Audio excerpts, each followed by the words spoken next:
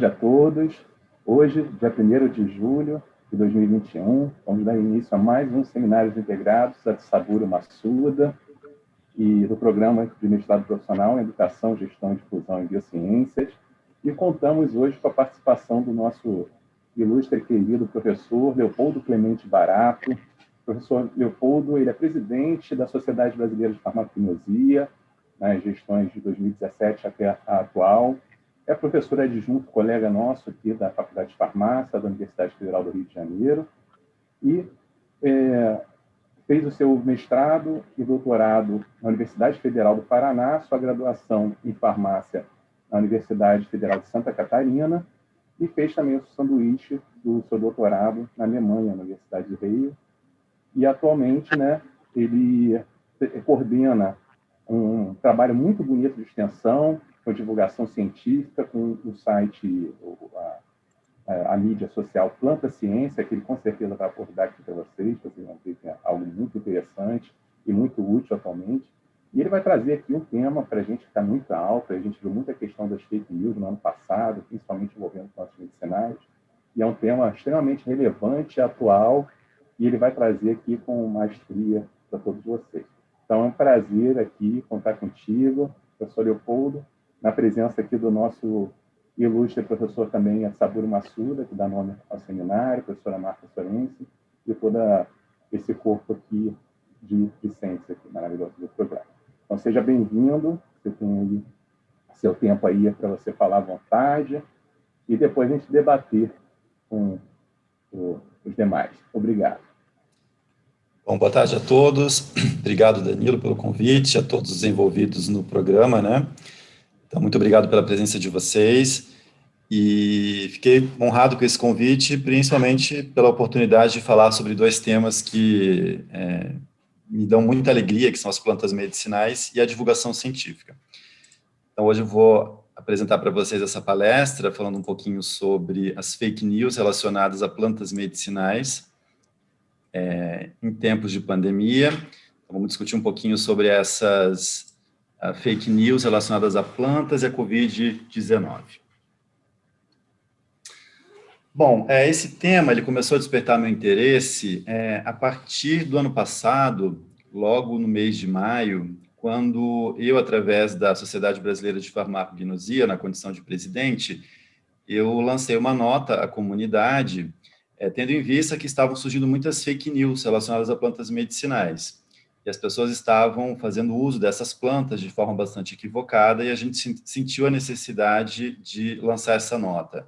Então, na época, a fake news que estava mais em alta era do boldo, que falava que o boldo curava os sintomas da Covid em 3 horas, era uma mensagem de WhatsApp que tinha imagens, áudio, e a partir disso a gente então veio a público alertar que não existia até aquele momento nenhuma planta, nenhum fitoterápico, nenhum recurso derivado de plantas capaz de prevenir, curar ou tratar a Covid-19. E, de fato, não existe até hoje, Bom, e o que são fake news para a gente introduzir esse tema? Ao pé da letra seria, basicamente, a propagação de notícias falsas ou equivocadas. Embora a gente tenha a tendência de acreditar que esse é um fenômeno recente, por causa das redes sociais, então muito tem se falado de fake news nos últimos 4, 5 anos, ele, na verdade, é um fenômeno bastante antigo, que já acontece há vários séculos. Então, para vocês terem uma ideia, na Itália, no século XVI, e na França, no século XVII, havia essas revistas e jornais de circulação nas cidades, principalmente nas capitais, que divulgavam notícias erradas, principalmente com o intuito de difamar opositores, personalidades políticas da época. Um outro fenômeno interessante, na Alemanha, no século XIX, havia a questão dos falsos correspondentes estrangeiros. Então, os jornais alemães publicavam colunas alegando que os seus jornalistas estavam em outros países, quando, na verdade, não, eles estavam na Alemanha, no próprio local do jornal, e assinavam como se fosse de outro lugar. Então, é um fenômeno que já acontece há bastante tempo, mas agora, mais recentemente, tem ganhado força por causa das redes sociais. Então, as mídias sociais, sobretudo Twitter, Facebook, Instagram, entre outras, elas têm a capacidade de mobilizar um grande público, né? Então, essas notícias são postadas e imediatamente milhares de pessoas têm acesso a essas informações e compartilham essas informações, desencadeando aí esses fenômenos de movimentos negacionistas, crises políticas, entre outros. Essas fake news, elas podem ser intencionais ou não, né? Então, muitas vezes, essas notícias são criadas de propósito para causar caos, equívocos, problemas, ou não. Às vezes, você tem um equívoco, você faz especulações sobre um fato e não checa a veracidade do fato, ou você interpreta determinado dado e acaba supondo informações que não são verdadeiras, ou notícias que estão fora de um contexto e são inseridas num outro contexto, tá?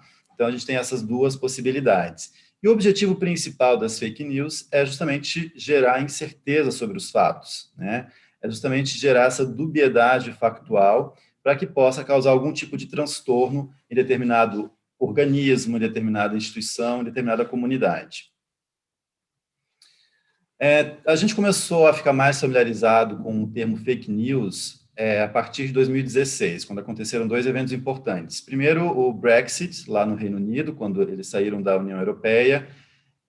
Muito em parte, a população foi convencida através de notícias falsas, que eram divulgadas nas redes sociais. Isso alterou todo o resultado da eleição, o resultado do plebiscito.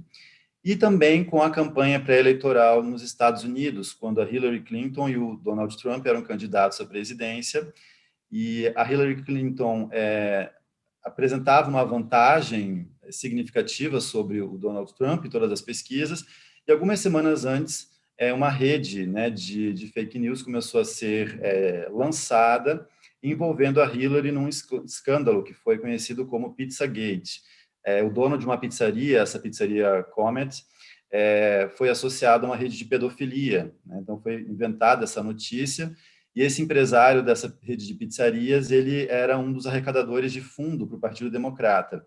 Então, associaram a Hillary a esse episódio, e isso acabou prejudicando significativamente a sua eleição. Mas por que as pessoas acreditam tão facilmente nas fake news, né?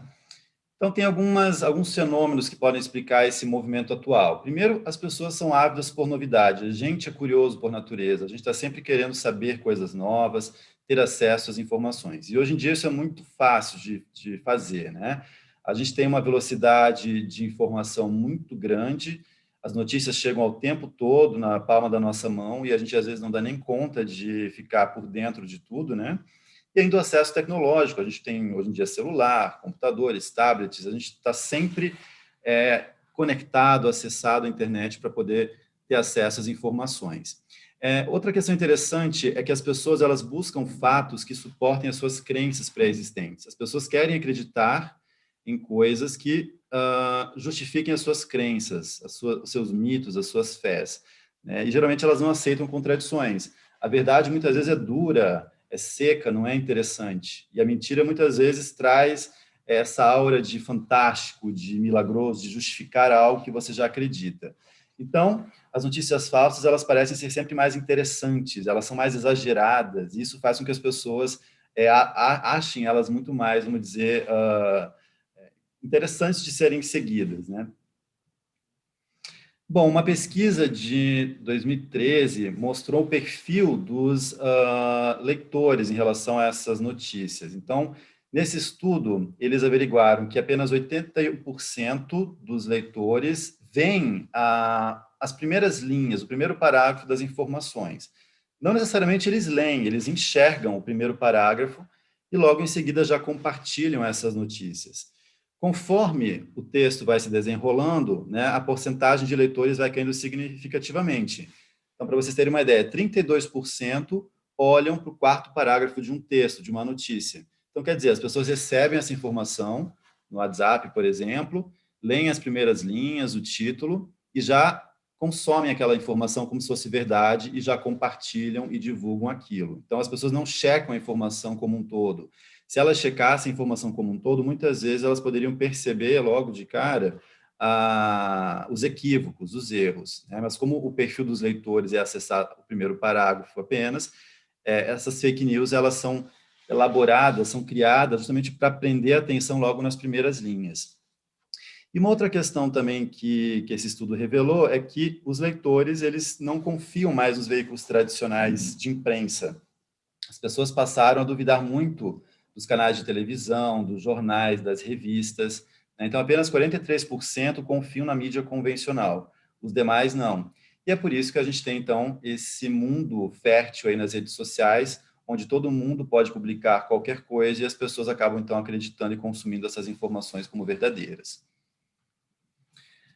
Bom, a ascensão das fake news fez surgir também movimentos de combate às fake news, né? Então, a gente tem as agências de checagem de fatos, né? Então, a gente tem uma rede internacional de fact-checking, que no Brasil a gente tem 4 principais agências que fazem esse trabalho, e essas agências estão o tempo todo nas redes sociais, verificando se as notícias são verdadeiras ou falsas, e eles vão classificando elas, né? Como verdadeiras, como exageradas, contraditórias, falsas, etc. Então, essas agências são excelentes canais para a gente, quando está em dúvida, acessar e verificar se essas informações são falsas ou não. Agora, não necessariamente a gente tem que acessar esses sites, né? Aquilo que eu falei, muitas vezes, se a gente prestar atenção na própria fake news, a gente vai conseguir determinar um padrão que se repete em todas as notícias falsas, né? É o que a gente chama de anatomia das fake news. Então, aqui eu trago 2 exemplos para vocês. Esse primeiro é relacionado ao da erva doce. Talvez essa foi a primeira fake news que circulou aqui no Brasil, ainda em janeiro de 2020, quando nem havia ainda sido decretada a pandemia. E essa fake news, que depois foi até desmentida pelo site do Ministério da Saúde, ela falava que tomar o chá de erva doce ajudava a prevenir o coronavírus, porque a erva doce tem a mesma substância do Tamiflu, que é justamente aquele medicamento usado para tratar a gripe H1N1. O Tamiflu nada mais é do que o oseltamivir, e o oseltamivir não é uma substância natural, não é encontrada em plantas, né? Ele foi derivado a partir de uma substância natural, que é o ácido químico, isolado do anis estrelado, e por meio de reações sintéticas se desenvolveu essa molécula, né? Mas as pessoas leigas não sabem disso, então elas acabam acreditando. E essas notícias, elas sempre apelam, tá, para autoridades médicas, para recursos naturais que as pessoas têm acesso. Então, aqui nessa fake news falava que, além do chá de erva doce, era importante tomar vitamina C, suco de laranja, acerola. Quando a gente vai ver a anatomia das fake news, e aqui eu trago 2 perfis interessantes nas redes sociais que fazem esse trabalho muito legal de destrinchar as fake news, a gente começa a perceber os padrões que compõem essas mensagens. Então, primeiro, sempre tem muitos erros de português. A gente, fazendo uma leitura atenta, vai perceber erros de pontuação, conjugação verbal. Essas notícias sempre trazem muitos erros de português. Uso excessivo também de caixa alta, né? Então, as pessoas usam essas palavras em maiúsculo no meio do texto, então isso já também é uma evidência de que tem alguma coisa errada. Sempre traz um caráter de urgência, né? Notícia urgente, vocês têm que fazer isso urgentemente. E muitas vezes também apelam para autoridades. Então, o diretor do hospital de clínicas, o médico da instituição X, né? Então, sempre trazem essas autoridades que não são citadas, não são nomeadas, né? Eles simplesmente falam que é uma autoridade no assunto que falou que deve se fazer tal coisa. Esse aqui é um outro exemplo muito bizarro também que circulou ano passado, e agora até no começo desse ano ele voltou a circular de novo, que falava que ingerir alimentos alcalinos combateria o novo coronavírus. A notícia é tão grosseira, né, que se a gente vai ver a tabela de alimentos e seus respectivos pHs, a gente já conseguiria na hora detectar que isso aqui é algo falso, né? Então, primeiro que traz um monte de frutas e alimentos que são conhecidamente ácidos, né? E aqui valores de pH alcalinos, então não tem o menor sentido, e ainda valores que extrapolam a escala convencional de pH. Então, aqui, dentes de leão, pH 22, imagina, abacate, pH 15, a gente sabe que vai de 0 a 14 a escala de pH. Então, só analisando essa notícia mais atentamente, a gente conseguiria perceber. Mas, de novo, isso nós que temos conhecimento sobre isso, né? A população leiga em geral não tem o menor discernimento para diferenciar. Essa notícia aqui é interessante também, porque além desses erros conceituais graves, né, que eu já mencionei, os valores de pH completamente fora da realidade, Uma outra questão é que sempre elas apelam para um fator religioso, né? Então, por exemplo, Deus te abençoe, graças a Deus, tenha fé, a fé é o melhor remédio. Várias fake news trazem essas alusões religiosas, justamente para apelar para o lado afetivo, emocional das pessoas, que têm a sua crença muitas vezes abalada frente ao desconhecido, né? Porque em condições de pandemia, de epidemias, onde nós não temos muitos recursos ainda para lidar com isso, as pessoas se pegam muito à fé. Então, as fake news, elas se aproveitam disso também para convencer os leitores. Bom, então, mostrei para vocês que as fake news, elas não são um fenômeno recente, apesar da gente começar a falar muito nisso a partir de 2016, mas elas sempre existiram em todas as áreas do conhecimento, mas elas vêm com muito mais força na área da saúde, o que tem gerado problemas, inclusive de saúde pública, como é o caso das vacinas. A gente vem falando desse movimento anti-vacina desde 2016, quando os pais resolveram não mais vacinar os seus filhos e algumas doenças que já haviam sido erradicadas ressurgiram, né? Então, essa fake news sobre vacinas que causariam autismo, elas começaram a circular a partir de uma informação descontextualizada de um artigo que foi publicado em 1998, onde o autor fazia essa sugestão, essa hipótese de que certas vacinas, algumas vacinas poderiam causar o autismo ou evidenciaram crianças com autismo que foram vacinadas. Porém, ele mesmo desmentiu isso 3 anos depois, né? Mas agora, em 2015, 2016, retiraram essa informação, colocaram ela num outro contexto, e isso acabou gerando todo esse movimento anti-vacina que é bem grave. Inclusive, na própria pandemia, né, de Covid-19, a gente tem um movimento bem negacionista em relação às vacinas também. Mas uma da nossa área em específico, da nossa área de plantas medicinais, que eu gostaria de contar para vocês, e que é antiga, ela aconteceu nos anos 70, é essa do ipê roxo. Então, nos anos 60, tinha um professor da USP, Walter Accorsi, que estudou o lapachol, que é uma substância extraída das cascas do ipê roxo. Ele estudou essa substância em linhagens de células tumorais, in vitro. Ele fez a citotoxicidade. E os resultados foram muito promissores. Daí uma revista da época, o Cruzeiro, publicou uma entrevista com ele, né, e trazia no título A Colher de Chá que Cura Tudo. Então, era a cura do câncer, essa era a manchete da revista.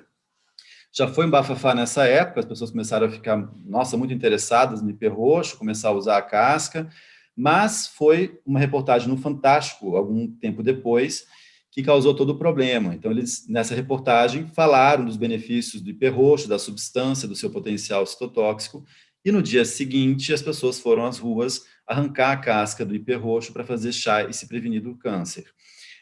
Conclusão, a árvore quase foi dizimada em algumas regiões do país, porque as pessoas arrancavam a casca e estavam expondo, né, a planta e a infecções, e a planta vinha, então, morrer, né, um tempo depois. Então, para vocês terem uma ideia, uma notícia preliminar que foi retirada de um contexto ou foi interpretada de uma forma equivocada gerou toda essa confusão. E a gente pensa que isso não ocorre ainda hoje, né, em relação à área médica, mas acontece. Então, por exemplo, uma reportagem de 2018, falando sobre o ipê roxo, mais uma vez apela aí para uma redação sensacionalista. Então, o composto feito com ipê roxo pode ajudar no tratamento do câncer de mama, 100 vezes mais eficiente que medicamentos atuais. Quando você vai ler a reportagem, você entende que, novamente, é um teste, são ensaios feitos in vitro, com células, mas o próprio título e o subtítulo da reportagem dão a entender que já é uma substância que pode ajudar no tratamento do câncer de mama. Então, veja, a forma como você faz a redação, a forma como você transmite esse conhecimento pode ser significativo em gerar ou não equívocos depois mais graves. E na área de plantas medicinais é muito comum a gente se deparar com esse tipo de notícias equivocadas, informações que não são verdadeiras, que não têm embasamento científico e que podem trazer problemas de saúde. Então, na internet, a gente encontra de tudo, né? Desde plantas que curam o câncer, plantas que ajudam a emagrecer milagrosamente, né? Tem essas plantas aí, essas receitas com plantas que fazem lipocaseira, 50 plantas para emagrecer, chá seca a barriga. A gente tem, hoje em dia, na internet também, muita propaganda sobre a canela de velho. A canela de velho é uma planta que vem sendo usada já há alguns anos com a alegação de anti-inflamatório, analgésico para artrite, artrose, ela vem sendo considerada milagrosa, então as pessoas usam produtos de canela de velho e falam que funciona e tira dor facilmente, e você pode comprar pela internet com cartão de crédito, de débito, e as reportagens sempre falam que tem inúmeras pesquisas científicas. Quando você vai, de fato, nas bases de dados procurar trabalho sobre a canela de velho, você não vai encontrar praticamente nada. Em relação à artrose, você vai encontrar um trabalho que foi publicado em 2020, que são dados em vivo, em animais, que começam a dar uma certa evidência de que pode ter, de fato, um mecanismo por trás envolvido nesse processo anti-inflamatório da canela de velho. Mas é um resultado muito preliminar ainda e é apenas um único trabalho, que foi publicado em 2020, mas a canela de velho já vem sendo usada há muito tempo. Há um outro absurdo que nós encontramos na internet, os benefícios do chá de confrei para a saúde, os benefícios do uso oral do chá de confrei. Então, receitas sugerindo o uso oral, quando a gente sabe que o confrei não pode ser usado na forma de chá, porque tem alcaloides pirrolizidínicos que causam hepatotoxicidade, né? Podem causar câncer de fígado. A gente vai encontrar também na internet sugestões do uso do extrato de chá verde, que você pode comprar também com cartão de crédito em lojas como Mercado Livre, lojas americanas. Então, as pessoas estão usando muito extrato de chá verde para emagrecer, como termogênico. Você encontra detalhes, descrições do uso desses extratos, muitas vezes com posologia, formas de administração, que não tem embasamento nenhum. E isso tem causado diversos problemas. Então, vários pacientes que têm abusado de extrato de chá verde têm tido problemas de fígado, né? Porque o chá verde, o extrato de chá verde, ele concentra uma substância, a epigalocatequina 3-galato, que é também hepatotóxica, e vários pacientes que abusam desses extratos de chá verde precisaram fazer transplante de fígado. Então, tem sido bastante comum lá nos Estados Unidos, tanto que as agências regulatórias já têm alertado para esse problema. A Sociedade Brasileira de Hepatologia também lançou notas a esse respeito, e é algo que as pessoas compram pela internet e fazem uso de forma equivocada. Receitas também que não têm o menor embasamento científico, como consumo de inhame cru. Então, em 2018, foi veiculada essa fake news que inhame cru ajudaria no tratamento da dengue e da chikungunya, o que não tem também o menor embasamento científico, mas as pessoas estavam consumindo o inhame cru batido com água de coco ou outras frutas, e teve um caso no interior de São Paulo de um homem que morreu após tomar o suco do inhame cru, quando a gente sabe que o inhame, algumas espécies de inhame, não todas, mas algumas, contêm cristais de oxalato de cálcio, que podem trazer complicações respiratórias, e as pessoas que fazem uso podem vir a óbito. Além de receitas caseiras com as plantas, a gente vai encontrar também produtos irregulares sendo vendidos tanto na internet quanto nas casas de produtos naturais. Então, essa é uma notícia de 2019 que trouxe bastante alarde. Lá em Santa Catarina, os peritos encontraram anfetaminas em emagrecedores vendidos como naturais. Então, eram produtos que se diziam 100% naturais, à base de plantas, quando, na verdade, eles tinham substâncias controladas, como sibutramina, fluoxetina, diazepam, e muitos pacientes que fizeram uso desses produtos vieram a óbito. E daí você vai nas redes sociais e você encontra as pessoas prescrevendo esses produtos, dando dicas de posologia, alegando que é 100% natural, que não tem efeitos colaterais, não tem contraindicações. Você encontra usuários reclamando de efeitos colaterais, né? Então, essa usuária dizendo que estava com o intestino preso há vários dias, mesmo usando o produto, isso pode ser até um efeito colateral desse produto irregular. A foto que circulava na internet de um desses produtos, né, ditos 100% naturais, no próprio rótulo já trazia aqui substâncias sintéticas, como a hidroclorotiazida, ou seja, é um mundo negro que a gente encontra na internet. E as pessoas, a maioria das pessoas não tem informação sobre isso, então elas acabam acreditando, né? Então, hoje em dia, você encontra no Facebook, no Instagram, no WhatsApp, a venda desses produtos, né? Existe toda uma rede que é muito difícil de ser desmantelada. Trago aqui um outro exemplo bem interessante de um trabalho que, inclusive, eu participei. Isso aqui foi um caso que aconteceu em 2006, em Florianópolis. Naquela época não existia internet ainda da forma como nós temos hoje, né? Então, esses produtos irregulares eram vendidos no centro da cidade, em barracas, no camelódromo, E era uma série de produtos que diziam conter castanha da Índia, e a alegação de que era para combater dores de coluna, artrite, artrose. As pessoas que faziam uso do indiano talum falavam que a dor saía com a mão, é como se tirasse com a mão a dor. Pois bem, o grupo do professor Eloy Schenkel, da qual eu participava, né, fez as análises das cápsulas desses produtos e nós encontramos, dentro da sua composição, 2 anti-inflamatórios não esteroidais, o piroxicam e o cetorolaco, que têm diversos efeitos colaterais. Então, vejam, produtos que alegavam ser naturais e, na verdade, não eram. E daí você vai em casa de produto natural, né, e você encontra um monte desses produtos que muitas vezes não tem nenhuma evidência científica, não são registrados, né, eles muitas vezes se aproveitam do fato de poder se registrarem como suplementos, como alimentos, e acabam, então, sendo comercializados e trazendo riscos à saúde dos usuários. Então, nós temos a canela de velho, as ervas para emagrecer, nós temos esses produtos, né? A gente consegue, inclusive, ver... Isso aqui é uma foto minha, de uma loja aqui em Petrópolis, que uma vez eu fui comprar alguma coisa e me deparei com esse cenário. Milhares de possibilidades de canela de velho com cloreto de magnésio, canela de velho com sucupira, canela de velho pura. Quando você olha essas embalagens, você já vê as irregularidades, você vê que elas trazem indicações, quando, na verdade, nem poderiam trazer indicações terapêuticas, nome científico escrito de forma errada. Você encontra produtos com associação, alegando, né, ter uma associação de diversas plantas, então, para tratar o diabetes, para emagrecer, os rótulos trazem apenas os nomes populares, então, será que tem essas plantas mesmo? Que plantas tem aí dentro? Né? Então, são produtos que a gente encontra facilmente no comércio e na internet. Composto seca a barriga, 50 ervas para emagrecer, né? Daí, quando você vai ver a composição, olha só, são 50 plantas. Primeiro, será que são todas essas...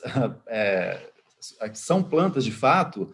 E outras interações que isso pode trazer no organismo. Ninguém sabe, né? A gente não sabe toda a possibilidade de interações medicamentosas, de efeitos colaterais dessa mistureba toda. Então, é uma problemática bastante atual, que a gente tem que estar sempre alerta e orientar as pessoas. Bom, em relação à Covid-19, a gente observou, então, ano passado, uma enxurrada de fake news, né, desde o início da pandemia e até hoje. Agora perdeu-se um pouco mais de força com a chegada das vacinas, mas ano passado, o ano inteiro, a gente foi assim, defrontado com essas fake news e tivemos que desmenti-las várias vezes. Bom, a Covid-19 foi decretada como pandemia em 11 de março de 2020, e desde então nós já temos 181 milhões de casos confirmados no mundo inteiro. Esse slide eu achei interessante, né? Eu resolvi manter esses dados de 16 de julho, parte dessa palestra eu ministrei ano passado no Festival do Conhecimento, então achei interessante para a gente entender o crescimento desses números depois de um ano, né? E são bastante impactantes. Então, o número de casos e de mortes também. Então, ano passado, um ano atrás, eram 588 mil mortes no mundo, agora já são 3.940.000 mortes. E os Estados Unidos e o Brasil continuam ainda liderando, né, os países com o maior número de óbitos. E grande parte, né, desses óbitos aqui no Brasil, principalmente, poderiam ter sido evitados se, de fato, as medidas de prevenção tivessem sido levadas a sério, né? Então, de fato, a gente nunca fez um distanciamento social de qualidade, a gente sempre foi estimulado a não usar máscara, a se aglomerar. Então, o nosso cenário hoje, que é catastrófico, poderia ter sido um pouco diferente se tivéssemos tido um outro tipo de visão, né, em relação ao enfrentamento da pandemia. Então, o primeiro caso que nós tivemos da Covid-19 no Brasil foi em 25 de fevereiro de 2020.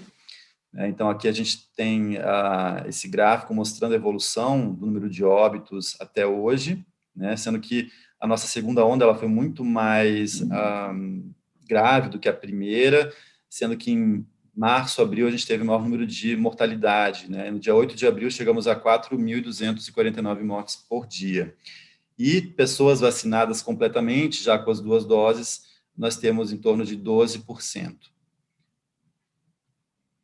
Agora, o que é interessante de se inferir sobre a pandemia de Covid-19 é que muitas dessas pandemias, elas se repetem. Então, a história, a gente sabe que ela é cíclica, né? e ao longo da história nós vamos tendo esses eventos, essas catástrofes naturais, esses problemas de saúde pública que vão se repetindo. Então, talvez a primeira epidemia, né, ou a mais famosa que a gente pode mencionar, é a peste negra, ou peste bubônica, que dizimou praticamente um terço da Europa, isso em 1347 a 1350. Essa peste negra ela era provocada por uma bactéria que habitava a pulga, que ficava nos ratos, né? Então as condições de higiene eram muito precárias na Idade Média, e isso então favoreceu o crescimento dessa epidemia, que impactou grandemente nas artes, na cultura, na literatura da época, e até hoje nós estudamos, né, essa peste negra como um fator histórico muito importante, que alterou toda a história da humanidade. Mas talvez a que a gente tenha mais familiaridade, tenha escutado muito nos últimos tempos, é a gripe espanhola, que aconteceu em 1918. Foi uma pandemia que deixou 600 milhões de infectados e mais de 20 milhões de mortos no mundo inteiro. Essa pandemia ela se alastrou facilmente porque coincidiu com o final da Primeira Guerra Mundial. Então, os soldados que estavam, por exemplo, voltando para a América, acabaram trazendo o vírus para a América, ele se disseminou facilmente. No Brasil, nós tivemos um pior cenário no Rio de Janeiro, que à época era a capital. No Brasil, o vírus chegou através de Recife, a bordo de um navio chamado Demerara, que havia feito uma escala na África. Depois, esse navio foi para Salvador e, por fim, ele chegou no porto do Rio de Janeiro. E a cidade do Rio de Janeiro, ela enfrentou um cenário caótico de agosto a novembro de 1918. Então, os relatos da época falam que as pessoas morriam e ficavam jogadas nas calçadas, né? Os serviços sanitários não davam conta de recolher os cadáveres, não havia espaço para enterrar tanta gente morta. Então, foi um cenário devastador aqui no Rio de Janeiro. Mas a pandemia durou em torno de 3 meses. Tanto que conta a história que em 1919 nós tivemos o carnaval mais animado de toda a história, até hoje, porque as pessoas acharam que iam morrer, que não iam sobreviver ao novo ano, e como elas sobreviveram e chegaram a 1919, aquele foi o carnaval mais animado de todos os tempos. E é interessante fazer um comparativo com a nossa situação atual, né? A gente até se espanta em ver tantas semelhanças com a gripe espanhola. Então, da mesma forma como nós temos hoje em dia, naquela época as autoridades elas apelavam para um forte negacionismo. Elas insistiam em dizer que a gripe não era muito problemática, que a mortalidade seria baixa, que era uma doença que não teria muitas consequências. Nós observamos um medo coletivo muito grande naquela época. Tudo que é desconhecido a gente teme, a gente não compreende, então as pessoas não sabiam como não se contaminar com o vírus, então isso gerou um caos, um pânico na sociedade. E as autoridades da época chegaram também a alterar dados estatísticos. Então, eles começaram a divulgar que o número de mortos estava, na verdade, diminuindo, quando, na verdade, era o contrário, né? As mortes aumentavam. Mas o governo insistia em dizer que não, que o número de mortes estava diminuindo, que a pandemia logo iria acabar. Então, qualquer semelhança com a realidade, né? No passado, nós tínhamos um movimento parecido de maquiar os dados e divulgar informações que não eram bem verdadeiras, não é mera coincidência, né? Uma outra questão é que as pandemias elas seguem um certo padrão. Então, a gente vai observar em situações de pandemias e epidemias de um modo geral uma exacerbação da religiosidade. As pessoas, frente ao desconhecido, quando você não tem recursos para se tratar, para se curar, elas se apegam muito à fé. Então, procissões, rezas, missas, as pessoas tendem a negar o desconhecido, né? Como elas não compreendem, não conseguem explicar certos fenômenos, elas então preferem negar e dizer que não existe aquele fato. E também a minimização da doença. É bastante comum, então, tentar diminuir o impacto da doença na sociedade, numa tentativa de não gerar caos, né? Não gerar pânico na sociedade. E uma outra coisa interessante é a busca por recursos curativos e preventivos quando não existe nenhum. Então, as pessoas começam a se apegar àqueles recursos que elas têm acesso ou que elas sempre utilizaram. E por isso que muita gente acaba acreditando nessas fake news relacionadas a plantas medicinais, porque todo mundo usa a planta medicinal para alguma coisa. Então, quando a gente não conhece ou não tem nenhum recurso disponível, a gente vai se apegar naquilo que a gente tem próximo. E no caso da gripe espanhola, a gente observa que várias receitas eram absurdas, né? Então, a gente viu uma circulação de receitas na época, como fazer gargarejo com água com sal, tomar suco de limão, comer ovos crus. Relatos da época falam que esses produtos eram vendidos a peso de ouro, né? Teve uma inflação muito grande sobre esses alimentos. Essência de canela, caldo de galinha. E olha só quem está aqui, o sulfato de quinina. O sulfato de quinina foi muito pregado na época, como uma forma de se prevenir contra a gripe espanhola. E agora, interessante observar que com o coronavírus, muitos desses recursos que eram utilizados naquela época da gripe espanhola voltaram a ser citados 100 anos depois. Né? Então, aqui eu fiz um levantamento no passado das principais fake news que surgiram relacionadas a recursos naturais, e para vocês verem os absurdos de algumas delas. Eu vou passar rapidamente, só para vocês terem uma ideia. Então, por exemplo, uma fake news falava para beber água quente para evitar o coronavírus. A outra, tomar vitamina C e limão. Tomar água com alho recém-fervido. Essa, inclusive, foi uma fake news a nível mundial. A própria Organização Mundial da Saúde teve que desmentir que o alho realmente não tinha nenhum efeito sobre o coronavírus. Inclusive, gerou até essa piada, né? Fizeram uma espécie de um artigo relacionando o alho para a Covid-19 e os vampiros, um estudo clínico randomizado. Tamanho absurdo, né, que essa notícia representava. Fazer gargarejo com água morna, sal e vinagre. Tomar banho muito gelado e banho muito quente. Fumar maconha torna a pessoa imune ao novo coronavírus. Substâncias do café têm propriedades que combatem o coronavírus. Aqui é interessante, destaquei uma frase dessa mensagem que falava o seguinte: médico chinês Li Wenliang deixou arquivos que mostram que substâncias presentes no café podem afastar esse vírus em humanos. Então, olha só, né? Trazendo uma autoridade médica que disse que falou determinada informação, justamente para trazer aí uma ideia de que essa notícia pudesse ser verdadeira.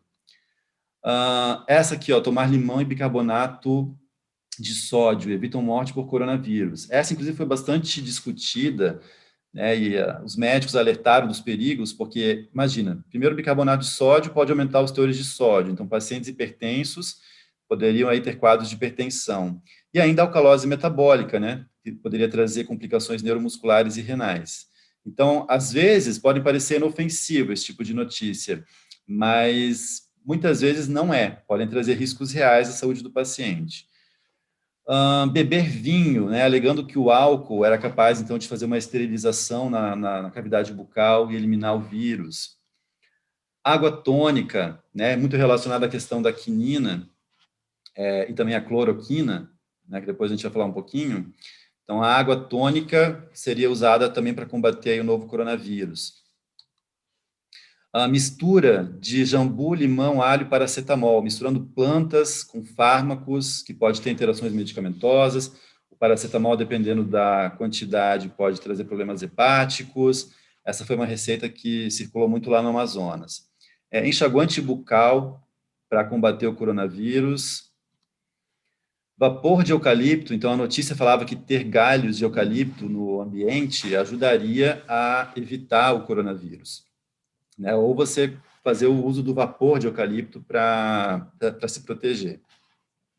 Outras apelam para plantas que a gente sabe que funcionam no sistema imune e no sistema respiratório, como o açafrão e o alho.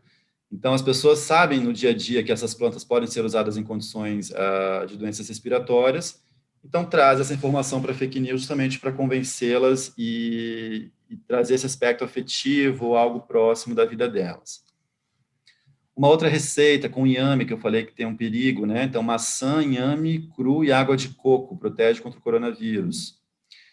Enxofre, essa rolou no final do ano passado, comecinho desse ano. Então, o enxofre destruiria o coronavírus. E onde tem enxofre? No alho. Então, teria que comer alho cru para se prevenir contra o coronavírus.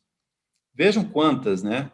São inúmeras fake news. Artemísia, chá de artemísia ajudaria a curar o Covid-19. Essa aqui foi uma notícia que circulou muito em Madagascar, inclusive o governo de Madagascar preconizou isso como tratamento oficial, né? O governo de Madagascar também é negacionista, e essa planta foi, inclusive, exportada para países vizinhos, né? Mas não tem nenhuma evidência de eficácia disso aqui.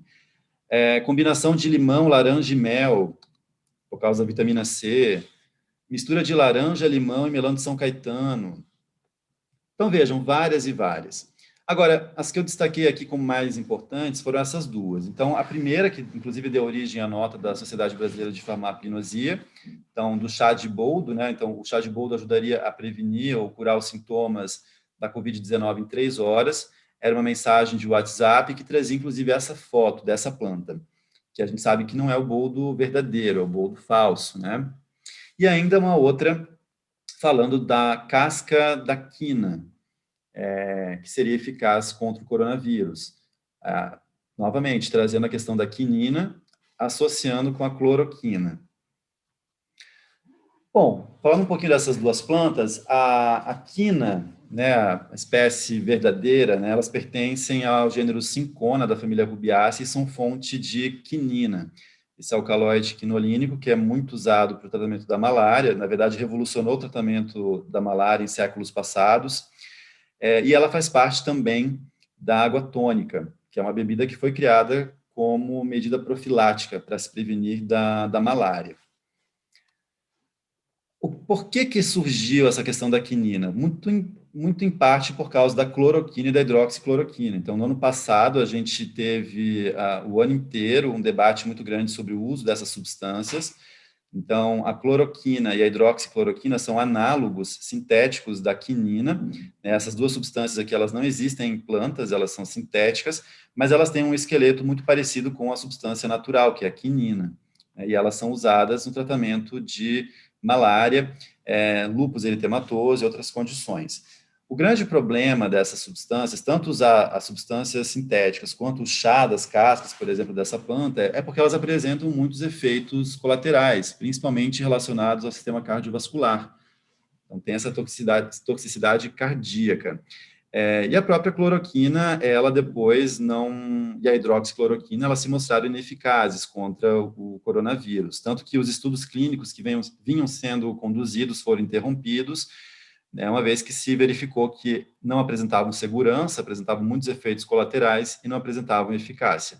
Embora a gente sabe, né, que ainda existem certos governos e autoridades que recomendam o uso dessas substâncias.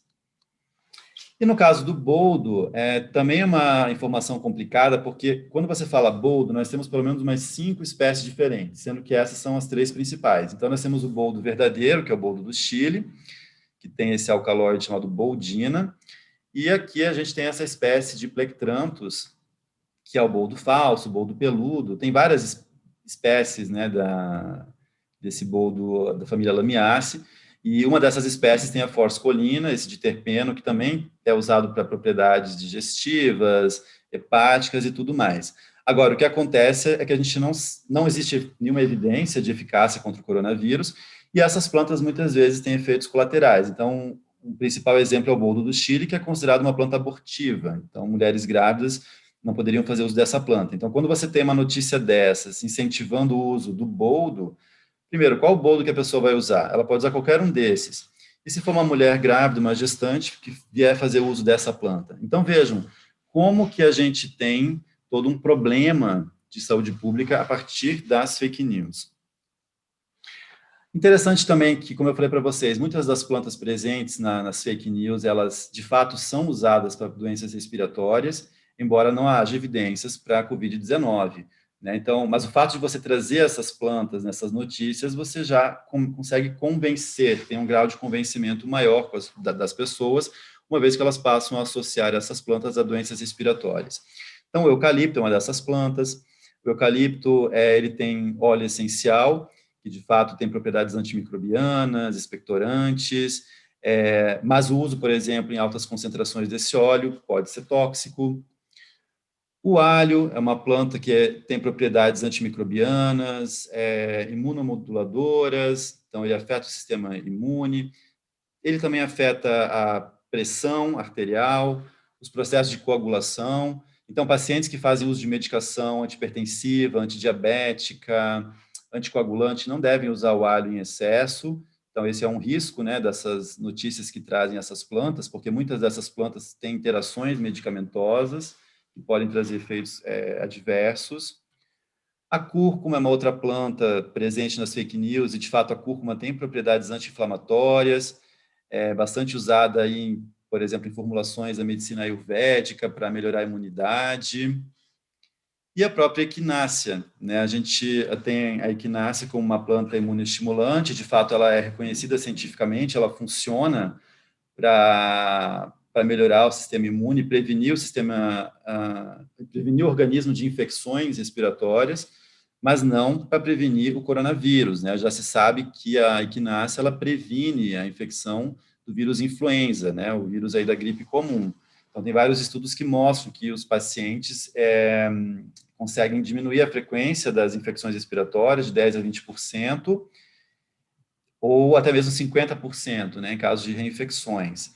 Tá? Mas não tem nada relacionado à Covid. E ano passado a gente viu uma prescrição muito grande de equinácea para os pacientes melhorarem o seu sistema imune, né, e tentar se prevenir aí da Covid, quando na verdade não tem nenhuma evidência em relação a isso.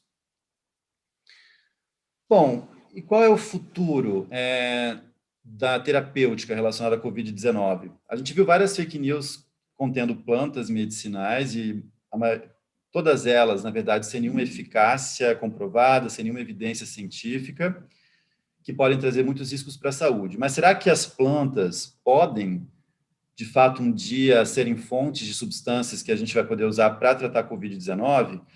Tem vários estudos que trazem protótipos de moléculas que um dia podem ser candidatas. Tá? Então, já se conhece bastante o vírus, né? Porque sabe-se que o genoma do SARS-CoV-2 ele é semelhante ao do SARS-CoV-1. Isso facilitou muito os pesquisadores a entender o mecanismo de ação, que ainda, claro, não está todo elucidado, mas foi possível compreender um pouco melhor o mecanismo, né, de ação desse vírus. Então, sabe-se que ele tem determinadas proteínas, que são os alvos, tanto o vírus quanto o hospedeiro. Tem proteínas que podem, então, estar envolvidas aí nos processos de infecção e replicação viral. E várias moléculas já foram apontadas como candidatas a substâncias que podem impedir a replicação viral ou a entrada do vírus na célula. Então, a gente tem uma série de substâncias fenólicas, na maioria das vezes, né? Então, a gente tem aqui, por exemplo, flavonoides, nós temos os derivados curcuminoides. Aqui a gente tem um outro exemplo, um triterpenos, né? Tem se mostrado também potenciais. Então, o que mais se mostra promissor na literatura, e esses estudos, eles todos foram realizados em sílico, ou seja, a partir de modelos computacionais, né? Isso aqui não foi feito nenhum estudo em vivo, tanto em animais quanto humanos, tudo isso aqui é em sílico, por modelos de computador. Mas a maioria das substâncias, elas são bastante polares. Os flavonoides se destacam nessas bases de moléculas, então a gente tem vários exemplos aqui de flavonoides que são candidatos a inibir a replicação viral.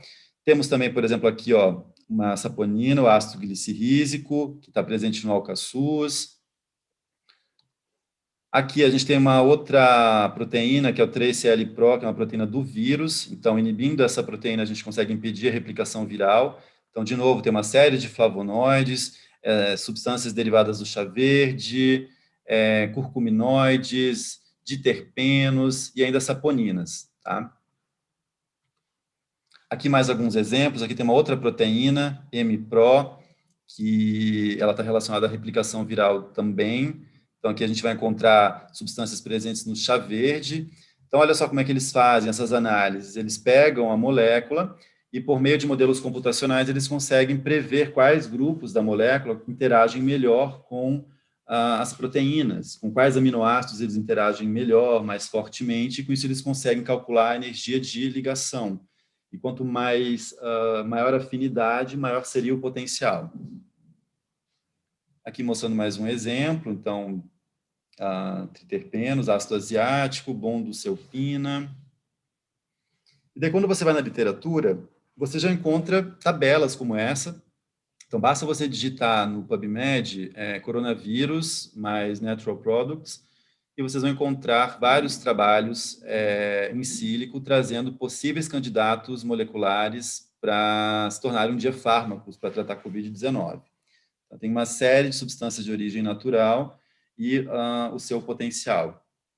Então, só para ilustrar para vocês entenderem que isso já tem que ter bastante trabalho já desde 2020 na literatura.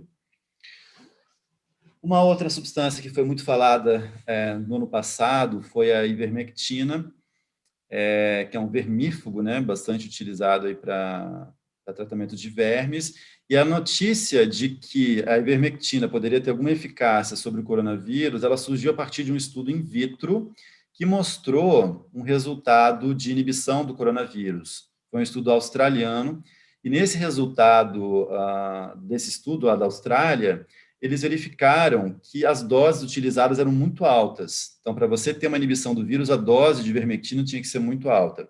No entanto, é aquilo que eu falei para vocês, muitas vezes a falsa interpretação da notícia, que pode ser de forma equivocada, simplesmente, ou intencional, gerou todo esse movimento de que a ivermectina poderia ser utilizada para tratar ou prevenir o coronavírus, né? Quando, na verdade, não tem nenhuma eficácia ainda comprovada. Existem alguns estudos clínicos em andamento ainda com essa molécula, mas, de fato, não tem nenhuma comprovação. Tanto que a Anvisa, no passado, lançou uma nota de esclarecimento, dizendo que ela não recomendava esse fármaco nessas condições, mas ele é um fármaco muito barato e acessível. Inclusive, ele subiu de preço, né, durante a pandemia. Passou a ser vendido muito mais caro e as pessoas compravam, porque se generalizou de que se poderia usar e seria uma alternativa. O que a gente tem de medicamentos até agora? Na verdade, a gente tem o Remdesivir, que já foi aprovado pelo FDA, uma das únicas substâncias aprovadas para o tratamento da Covid-19. E temos também alguns corticosteroides, como a dexametasona, a betametasona, para uso em pacientes em estado grave. Então, estudos mostram que reduz 1/3 do risco de óbito nesses pacientes internados com ventilação mecânica. Então, esses corticoides têm sido bastante empregados para essa finalidade. No resto, a gente só tem evidências ainda, e as evidências mais robustas são para alguns antivirais, como favipiravir e molnupiravir. Então, tem estudos sendo realizados ainda para comprovar a eficácia disso, e alguns com evidências ainda muito preliminares, como inibidores de citocinas e a colchicina. Colchicina, inclusive, é uma substância natural. E aqueles que não são promissores, que já foram descartados. Então, a oleandrina, que é uma substância também de origem natural, não se mostrou eficaz. Antirretrovirais, lopinavir e ritonavir, e a cloroquina e hidroxicloroquina. Então, todas essas já foram abolidas, elas não estão sendo mais estudadas porque se concluiu que elas não têm eficácia nem segurança. E os produtos naturais? Será que a gente vai ter alguma coisa derivada de planta no futuro? A gente sabe como é difícil, né? Nós da farmácia sabemos como é difícil transformar, descobrir um novo fármaco, né? São anos e anos de pesquisa, de investimento. Você precisa estudar tanto aspectos moleculares, quanto aspectos farmacocinéticos, farmacológicos, aspectos físico-químicos. Muitas vezes as substâncias não são solúveis em água, você tem que, então, propor modificações estruturais. Então, a gente sabe que é muito complicado. E os produtos naturais, geralmente, são moléculas muito complexas, muito grandes, e o que acaba também prejudicando esse processo de desenvolvimento de novos medicamentos, né? A tendência, geralmente, é optar por moléculas menores, de baixo peso molecular. Mas a gente viu que tem uma série de possíveis candidatos, né? A gente sabe que na natureza tem essas fontes e, de repente, com mais estudos, com mais tempo, seja possível um dia chegar a um fármaco, né, de origem natural. Mas o que a gente tem até o momento são as vacinas. Então, aqui são as principais que estão sendo aplicadas no mundo inteiro. Tem outras ainda que também já estão sendo aplicadas, mas essas são as principais. E uma atualização de ontem que eu vi que existem 105 vacinas em estudos clínicos e 184 em estudos pré-clínicos. Então, a tendência é que em breve a gente tenha muito mais vacinas ainda à disposição. Bom, para encerrar, eu gostaria só de falar um pouquinho do Planta Ciência, né? O Danilo comentou no início da apresentação. Então, o Planta Ciência é o meu canal de divulgação científica nas redes sociais. Ele surgiu no âmbito de um projeto de extensão da Faculdade de Farmácia, onde o objetivo principal era falar sobre as plantas, trazendo informações históricas, culturais, científicas, sobre as plantas de um modo geral, desde plantas medicinais, mas também plantas tóxicas, alimentícias, plantas, moléculas, né, derivadas de plantas e assim por diante. Atualmente, o nosso principal canal é no Instagram, onde nós temos mais de 10.400 seguidores interessados em plantas, e vocês podem encontrar o nosso canal no @plantaciência, e também temos um site que é o www.plantaciência.com. Então, nesse canal de divulgação científica, nós trazemos informações na forma de infográficos sobre os mais variados temas, sempre usando uma linguagem simples, atrativa, colorida, sempre priorizando a questão da divulgação científica. Então, aqui mais alguns exemplos de conteúdos que nós trazemos. Nós temos também uma coluna semanal, onde os nossos colunistas falam sobre um determinado tema. Então, toda quarta-feira nós postamos um texto novo, e esses colaboradores são professores, são alunos, que trazem sempre informações importantes na forma de texto. São textos curtos, fáceis de ler. Nós temos também um programa na rádio FRJ, chamado Minuto Planta Ciência. A primeira temporada já está toda disponível no Spotify, em outros tocadores de podcast também, Deezer, Google Podcast. Então, vocês podem acessar todos os programas. Nós temos 25 programas que foram lançados em 2020 e 2021, e agora a gente está começando a elaborar a segunda temporada. E além de ter esse perfil de divulgação científica, a gente realiza atividades em escola.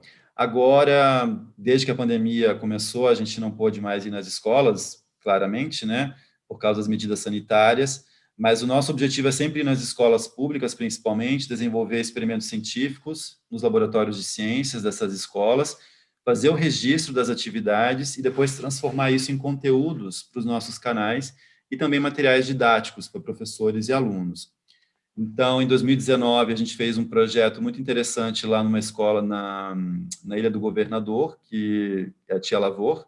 Nós ficamos basicamente o ano inteiro indo lá na escola e interagimos com alunos de ensino médio. Então, a gente desenvolveu uma série de experimentos, os quais foram registrados e transformados também em roteiros. E esses roteiros, eles ficam disponíveis no nosso site, para que professores do Brasil inteiro possam baixar e executar isso nas suas escolas. Todos os roteiros, eles têm materiais de consumo baratos, acessíveis, né? A pessoa pode comprar em farmácia, no supermercado, não necessariamente necessita de um aparato de laboratório para desenvolver isso. E a gente também produz conteúdos didáticos, então a gente faz infográficos, vídeos, para que os professores possam usar isso também nas suas aulas de ciências, química, biologia, e os próprios alunos, né, possam usar isso também para estudar. Nós tivemos também apoio em 2020 da Sociedade Brasileira para o Progresso da Ciência. Nós recebemos uma verba da chamada SBPC Vai à Escola 2020, onde nós podemos realizar 5 vídeos experimentais. Então, nós fizemos 5 experimentos virtuais, que já estão disponíveis no nosso site, justamente focando nesse público de professores, né, que podem usar esses vídeos depois para explicar certos conteúdos nas suas aulas. E nós também desenvolvemos um jogo, chamado jogo da Planta Memória, que é um jogo da memória, e com esse jogo a gente fez 2 em 1, né, a gente fez o Planta Memória e o jogo da Urtiga, que é baseado no jogo do mico. Não sei se alguém lembra, mas antigamente tinha o jogo do mico e a gente fez o jogo da Urtiga. E a gente, então, basicamente fez esse jogo para explorar o potencial medicinal das plantas, para que as crianças, adolescentes possam aprender as propriedades brincando, né? Então, essas ilustrações são exclusivas do Planta Ciência, foi um aluno do nosso projeto que desenhou todas as imagens, e esse jogo já está impresso, né, com a verba da SBPC, nós vamos começar em breve a distribuir nas escolas. E esses são os alunos que compõem o Planta Ciência. Eu tenho muitos alunos de graduação do curso de farmácia, mas também de outros cursos, como biologia, museologia, da Unirio, da química, e esses alunos são fantásticos, né? São eles que fazem a engrenagem toda funcionar, porque a gente produz muito conteúdo, né? Então, eles são muito criativos, muito responsáveis, e são eles que mantêm o canal sempre vivo. E eu não poderia também deixar de falar, nessa linha de divulgação científica, da Sociedade Brasileira de Farmacognosia, né? A gente lançou ano passado, em 2020, uma revista de divulgação, que é a Flora. Já tem 2 números disponíveis, o número 1 foi em novembro e o número 2 em abril. terceiro número vai ser agora em agosto. É uma revista que vocês podem acessar através deste site aqui, que contém artigos de divulgação científica na área de plantas medicinais e fitoterapia. Então, são artigos com uma linguagem muito simples, acessível, é um outro formato de revista. Aliás, vocês estão convidados a submeter trabalho, se vocês tiverem alguma proposta também. E nós temos o nosso veículo mais importante e mais tradicional, que é a Revista Brasileira de Farmacognosia, que já existe há 35 anos, inclusive esse ano, 2021, ela faz 35 anos. E ontem a gente recebeu a notícia, né, de que o fator de impacto da revista subiu para 2,01, que deixou a gente muito feliz, né? Então, a revista aí se consolidando como uma das mais importantes revistas na área de produtos naturais.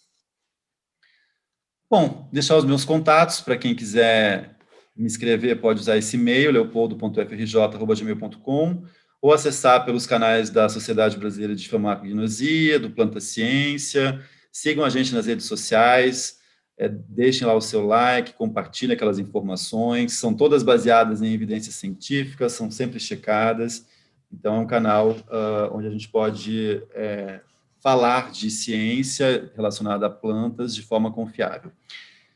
Então, agradeço mais uma vez aí o convite e muito obrigado.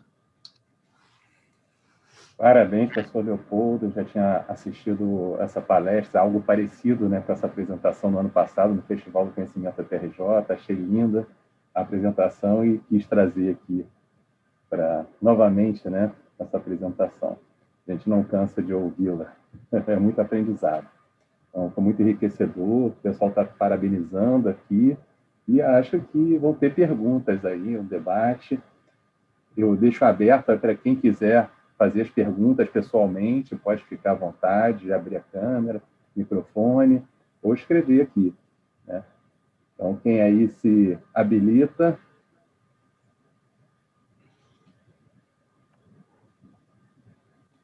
Tem ninguém aí com cabulado, não, né?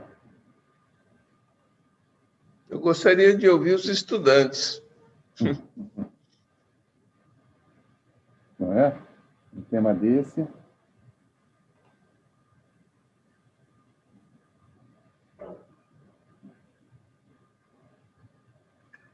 Cadê os estudantes?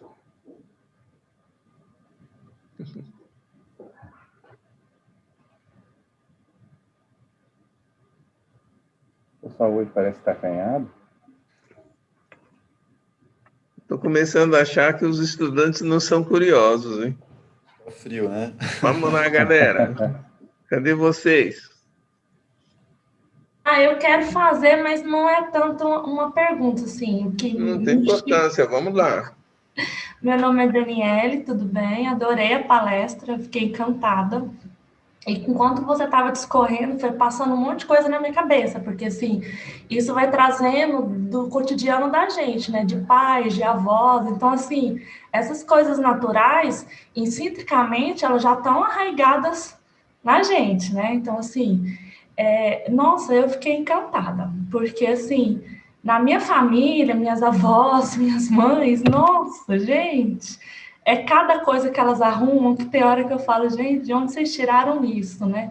E agora, sim, elas têm acesso, né, à internet, a YouTube, aí piora um pouco mais, porque tudo elas acreditam, né, assim, que é verdade, que vai ser saudável, porque vem de uma planta e tudo mais. Então, assim, quando você explica de uma forma muito didática, né? Isso é muito bom para nível de acesso das pessoas, né? Tanto as pessoas que têm um conhecimento melhor e aquelas que não detêm desse conhecimento, né?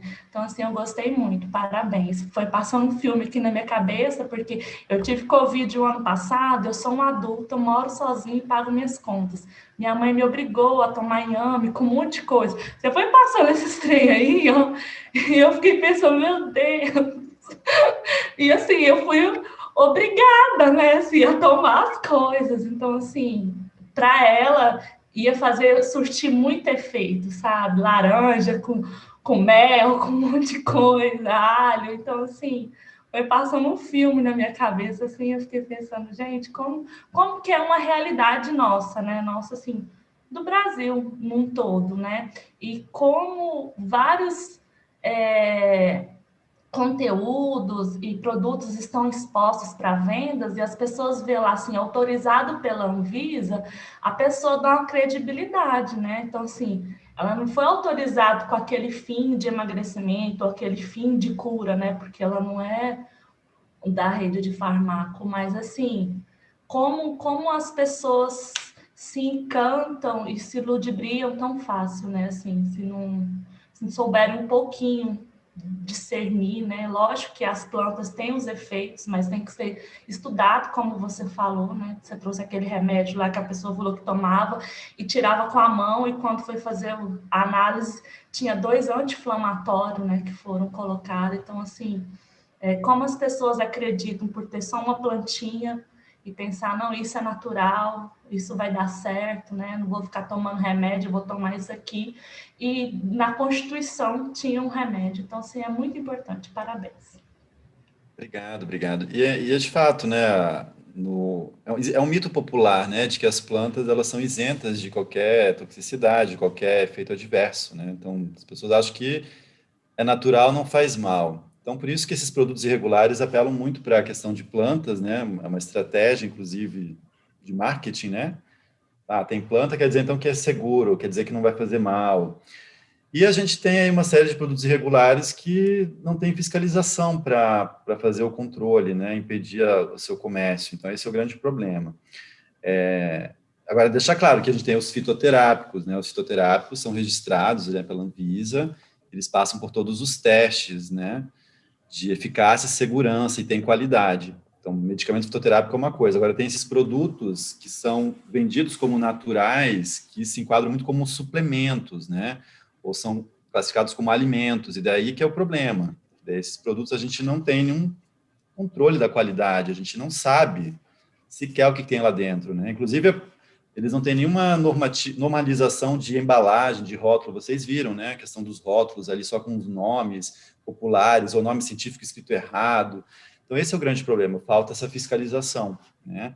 E o mais importante é a orientação, a gente entender que planta medicinal também a gente tem que usar sob orientação médica ou de algum profissional da saúde que tenha conhecimento na área, né? Porque assim como a gente usa os remédios que um médico prescreve, né, e muitas vezes a gente não compra sem o médico prescrever, claro que os mais comuns a gente compra, analgésicos e tudo mais, mas eu digo esses outros remédios, né?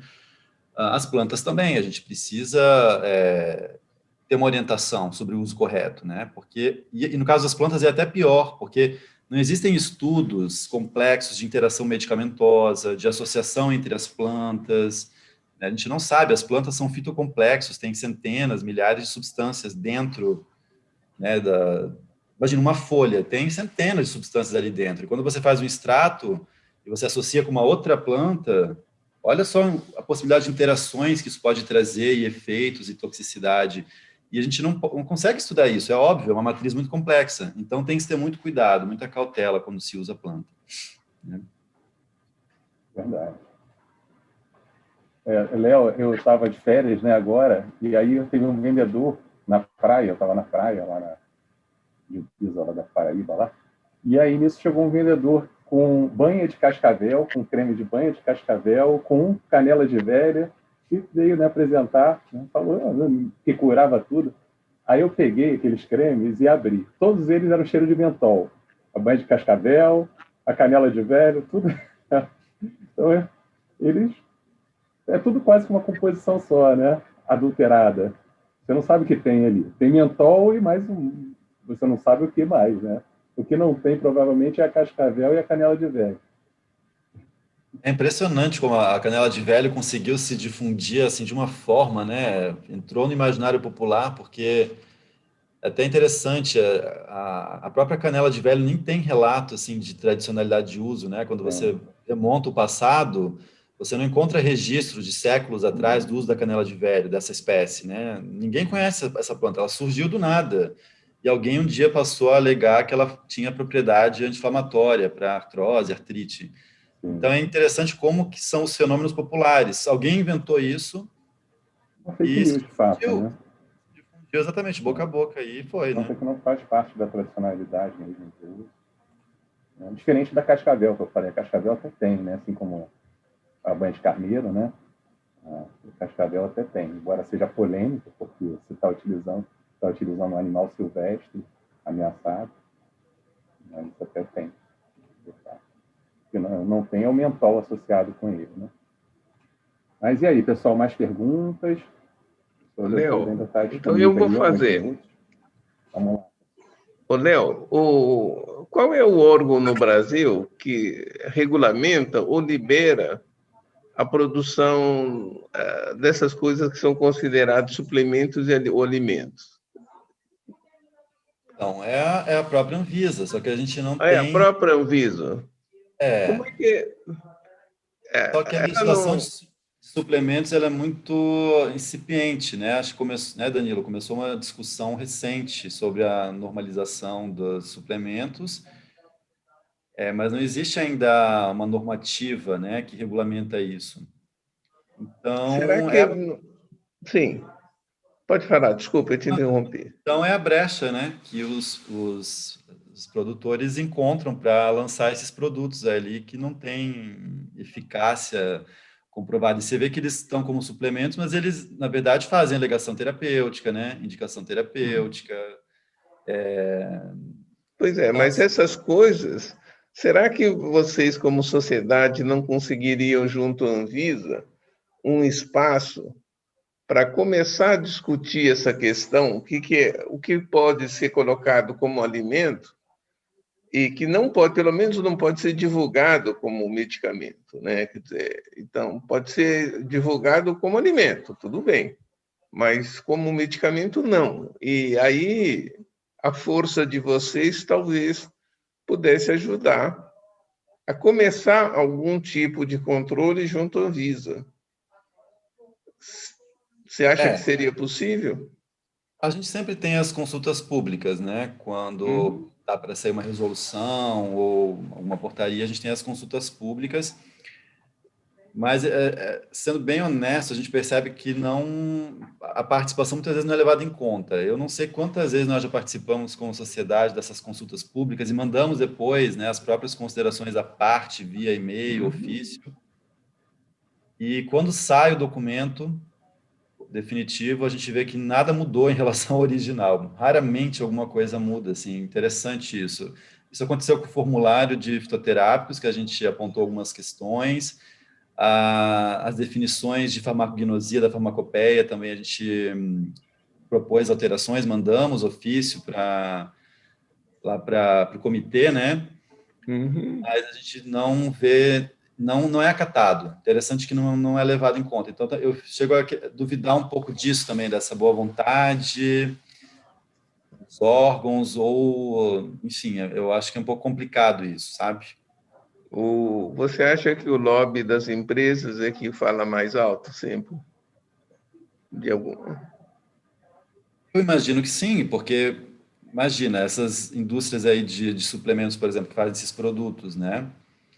A partir do momento que você tiver uma regulamentação e você tiver que se adequar, você vai deixar de produzir isso e não vai conseguir mais comercializar, né? Uhum. Danilo pode até falar melhor disso do que eu, Essa mas situação, essa situação toda legal no Brasil, ela era razoavelmente bem disciplinada em termos de legislação. O que acontece é que existem lobbies e atualmente um lobby forte é a indústria de suplementos e até mesmo a indústria também que está pegando como suplementos produtos da medicina tradicional chinesa que nem são de fato produtos da medicina tradicional chinesa. Hoje você vê a espinheira santa sendo comercializada em drogarias como MPC, uma planta nativa do Brasil que não faz absolutamente parte da medicina tradicional chinesa, mas o lobby, eles conseguiram colocar esses produtos da MPC até o que não é MPC, driblando a legislação nacional. Então, a gente tem uma categoria à parte, é um caso polêmico ainda, mas com certeza envolvendo o lobby.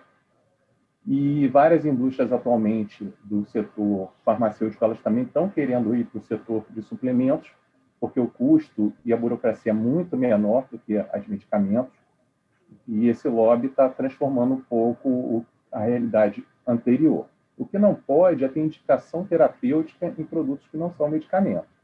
Isso é ainda continua, digamos que bem disciplinado. Aí até o Alberto perguntou aqui, mas por que é comercializado a canela de velho em ramais de trem e diz que não pode conter glúten, não contém glúten? Bem, esse produto é irregular, não é alimento. Poderia até querer caracterizar dessa forma, mas são produtos irregulares. A Anvisa ela tem trabalhado muito a seguinte lógica: vamos atacar essas indústrias e fechar essas indústrias pequenas e produzem, mas não vamos sair atacando e prendendo quem está comercializando. Porque senão teria que prender milhares e milhares de pessoas, apreender de milhares e milhares de pessoas. Isso vai gerar um problema, digamos, social, um problema político grande, e vai prender, em grande parte, o pobre. Isso não é interessante em vários aspectos. A mesma coisa numa feira livre. Se você for repreender numa feira livre, você vai prender um feirante ali na ponta da cadeia que está vendendo um produto irregular. Por isso, tende-se a fazer uma vista grossa com esse público, em vez de sair realmente, né? Então, isso quem me falou até uma vez foi um fiscal da Anvisa, da Vigilância Sanitária Municipal do Rio de Janeiro. Eles não gostavam de se envolver nesse caso, absolutamente, porque se eles fossem se envolver, eles teriam que chegar numa barraca, confiscar tudo, fechar a barraca e levar preso o feirante.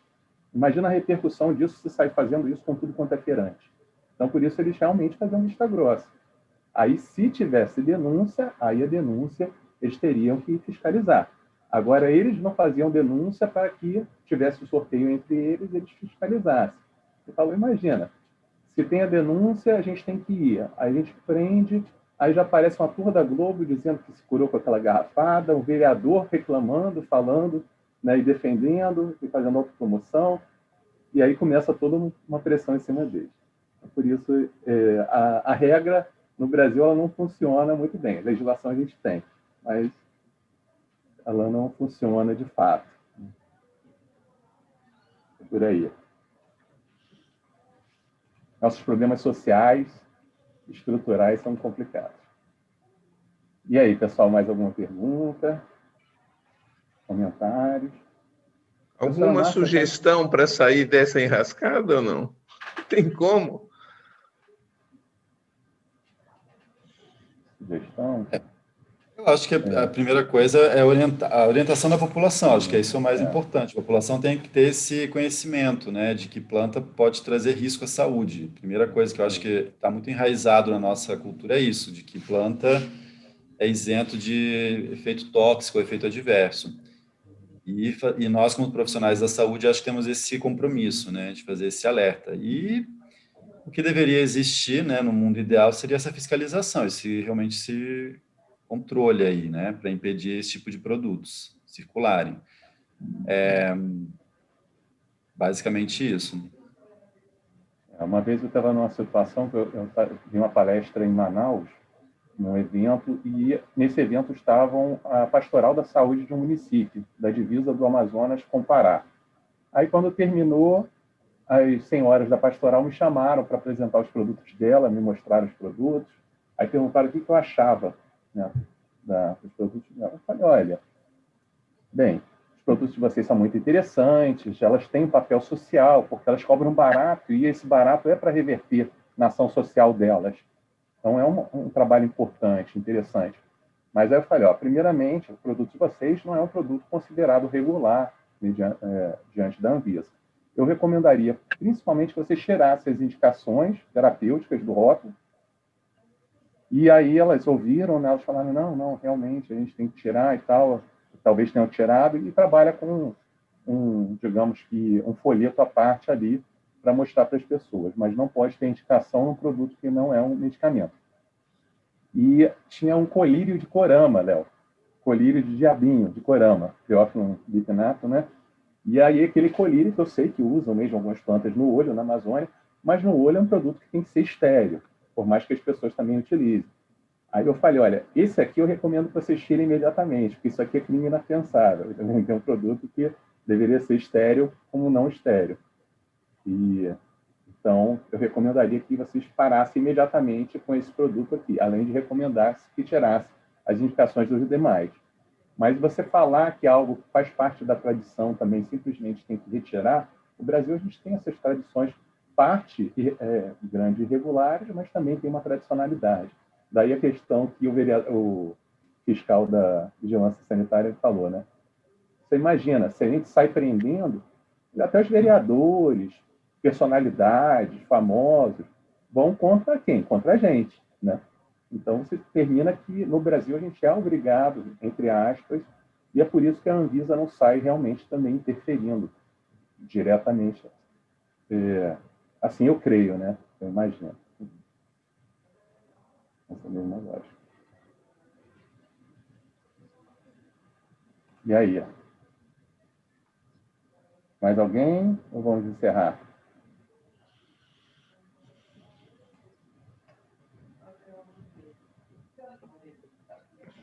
Bom, Léo, deixa eu só fazer um pequeno depoimento de uma situação que nós fizemos um curso de férias até foi uma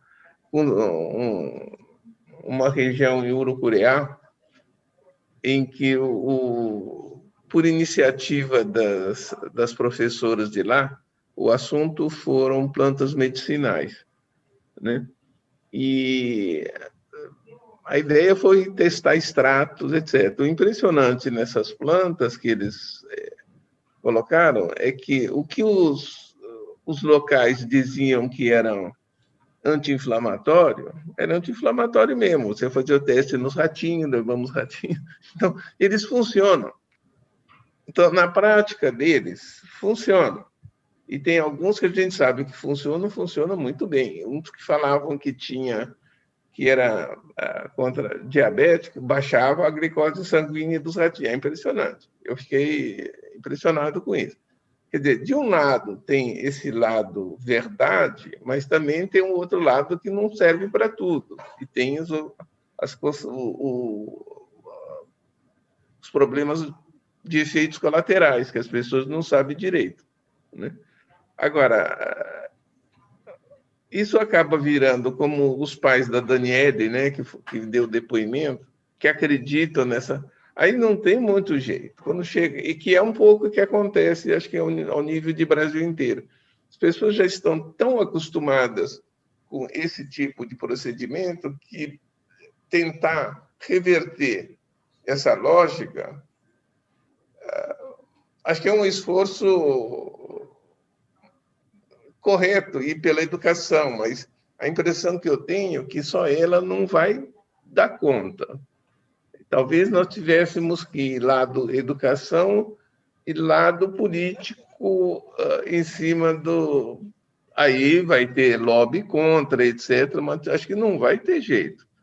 Se nós não formos pegar pelas duas pontas, de um lado a educação e outro lado político. Eu não sei o que você acha, Léo, mas essa é um pouco a impressão que eu tenho. Ficar num lado só talvez não seja suficiente. É necessário, mas acho que não vai ser por aí só que nós vamos conseguir se não atacarmos dois lados. O que você acha disso? Na verdade, assim, até uma outra questão, isso que você comentou, bem interessante, né? Que daí a gente tem o conhecimento tradicional, né? Que cada comunidade, cada grupo étnico tem o seu sistema de medicina, e isso tem que ser valorizado e é validado, né? Esse conhecimento tradicional é validado porque eles vão perpetuando esse conhecimento de geração em geração, vão experimentando e observando os efeitos.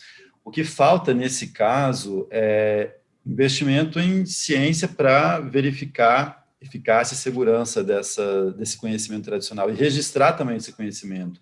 Hoje em dia, no Brasil, nós temos, na legislação de fitoterápicos, a possibilidade de registrar os produtos tradicionais fitoterápicos.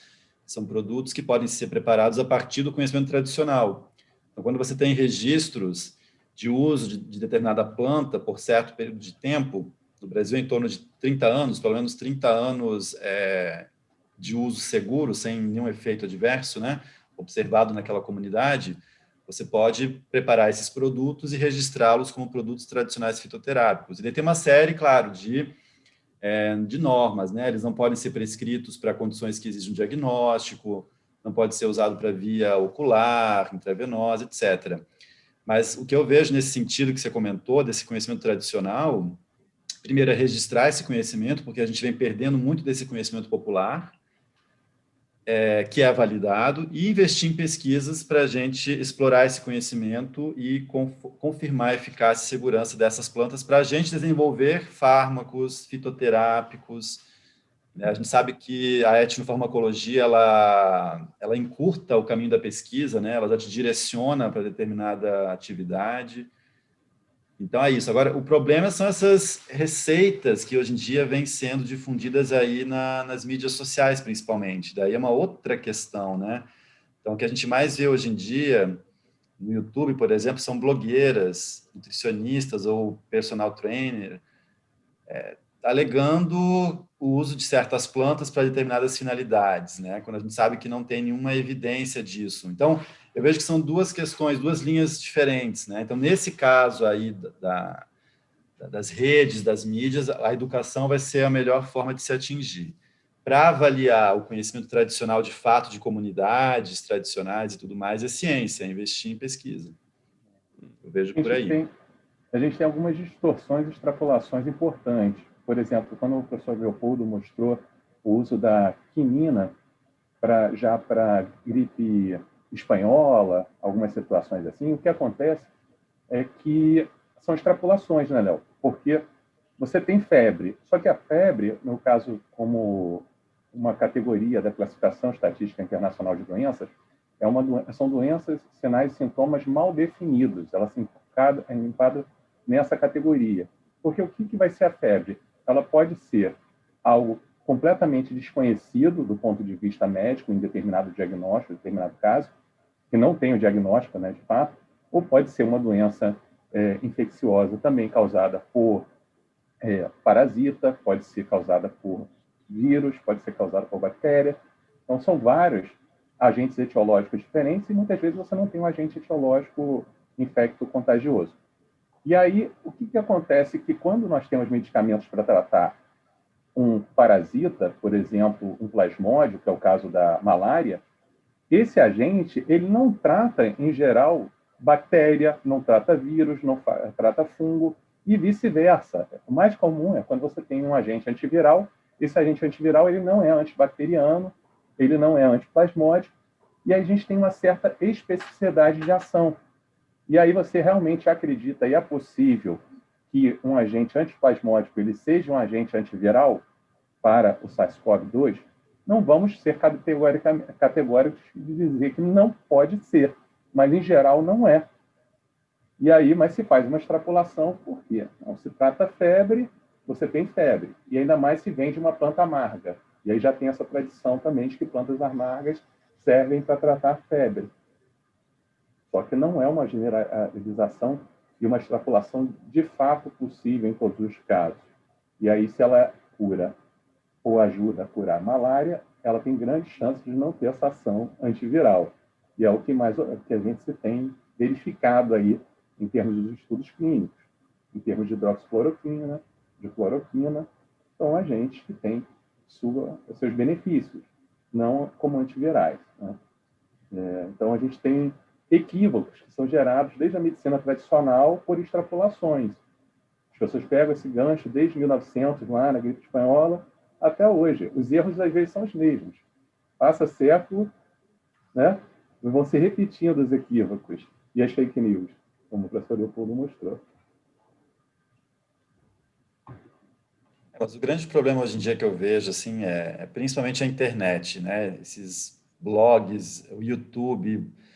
É assustador quando você entra assim, na internet, você encontra um mundo de receitas completamente equivocadas, perigosas, principalmente para emagrecer, né? Que é o que as pessoas buscam mais hoje em dia, para emagrecer.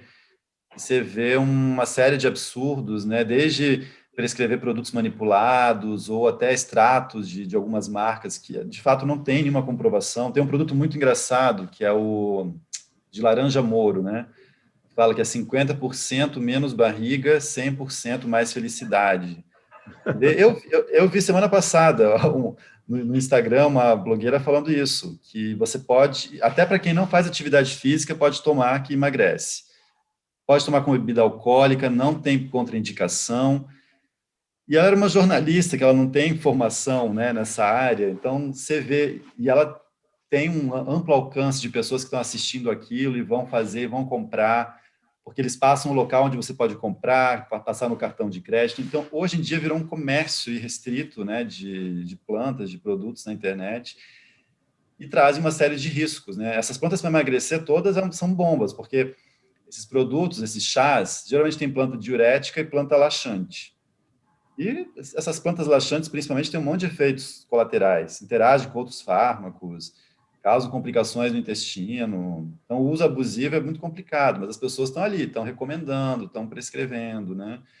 Então, acho que chegou a hora, talvez, assim, da gente, da universidade, se colocar mais nas redes, na internet, para poder desmistificar isso, porque parece que é um campo onde quem não é profissional cresceu, né, se difundiu muito rapidamente, e a universidade durante muito tempo ficou escondida, né, ficou isolada, e agora que ela está começando a falar com a sociedade. Então, acho que esse é o movimento, a gente cada vez mais falar disso abertamente para as pessoas entenderem, né? Isso aí, professor. Professor Leopoldo, a gente agradece imensamente aí a tua participação, parabéns pelo trabalho, excelente trabalho, agradecemos aí ao público presente e podemos encerrar então aí essa tua excelente participação. Muito obrigado. Valeu, obrigado. Leo. Tchau, tchau, gente. Boa tarde. Obrigado. Tchau, tchau. Uma boa tarde a todos e até a próxima.